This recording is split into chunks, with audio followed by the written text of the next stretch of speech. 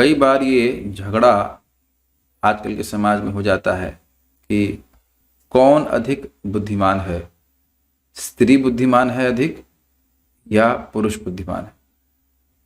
तो इसको हम इस श्लोक से ग्रहण कर सकते हैं कि शास्त्र किसको इस कलयुग में बुद्धिमान कह रहा है। कृष्ण वर्णम त्वसा कृष्णम सांगोपांगास्त्र पार्षदम यज्ञै संकीर्तन प्रायै यजंति ही सुमेधसः। श्रीमद्भागवतम 11वां स्कंद 5वां अध्याय 32वां श्लोक।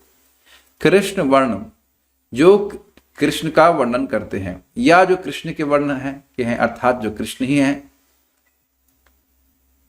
त्विषा अकृष्ण है वो कृष्ण, लेकिन उनका त्वचा यानी उनका रंग अकृष्ण है अर्थात गौरा है। चैतन्य महाप्रभु गौरांग महाप्रभु।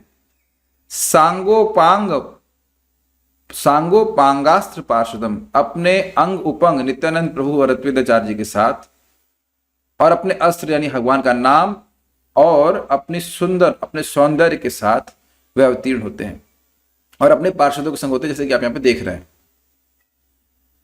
यज्ञ ही संकीर्तन प्राय मतलब ऑलमोस्ट प्राय यज्ञ संकीर्तन यज्ञ के द्वारा जो उनका यजन करता है ही निश्चित ही वह सुमेधसा अत्यंत बुद्धिमान है। अर्थात चाहे कोई स्त्री हो और चाहे कोई पुरुष हो, उसको इतनी बात समझ में आ गई कि भगवान का नाम उच्चारण करने से, भगवान का यजन करके मैं भगवान की प्राप्ति करूंगा ही, तो वह बुद्धिमान है। अर्थात इसमें उपाधिगत कोई भेद नहीं है। हरे कृष्ण मंत्र आप चाहे स्त्री हो चाहे पुरुष हो, किसी भी उपाधि से युक्त हो, हरे कृष्ण मंत्र बराबर से कार्य करता है। ये बहुत सुंदर बात है। पढ़े लिखे हो या नहीं पढ़े लिखे हो उससे कोई मतलब नहीं है। इतनी बात समझ में आ गई कि हरे कृष्ण मंत्र करने के द्वारा मैं गोलोक की प्राप्ति कर लूंगा, then you are most intelligent. और अद्भुत बात यह है कि हम रोज ऐसे बहुत अधिक बुद्धिमान लोगों को देखते हैं। बस कठिनाई पता है क्या है? यदि हम शास्त्र नियमित रूप से श्रवण नहीं करते हैं तो इस बुद्धि को छोड़ देंगे। आयर हाईएस्ट परम पूज्य राधानाथ महाराज बताते हैं कि कलयुग में लोगों का दुर्भाग्य ये है कि वे नहीं समझ पा रहे हैं कि हमारा सौभाग्य क्या है। इस जगत में जिस चीज के लिए भी हम प्रयास करते हैं, घंटों घंटों या जो भी कुछ भी कर रहे हैं, उसके जो रिजल्ट्स हैं वो बहुत मीगर हैं, बहुत तुच्छ हैं। बहुत होगा थोड़ा पैसा मिल जाएगा, उससे अधिक कुछ भी नहीं प्राप्त हो सकता। और गोलोक में असीमित सुख है, उसको हम केवल हरे कृष्ण मंत्र करने के द्वारा प्राप्त कर सकते हैं। आप लोग विचार कर लीजिएगा, जो बहुत बुद्धिमान है उस बात को पकड़ेगा और ऐसी संगत में रहेगा जहां इस प्रकार से लोग प्रयासरत हैं।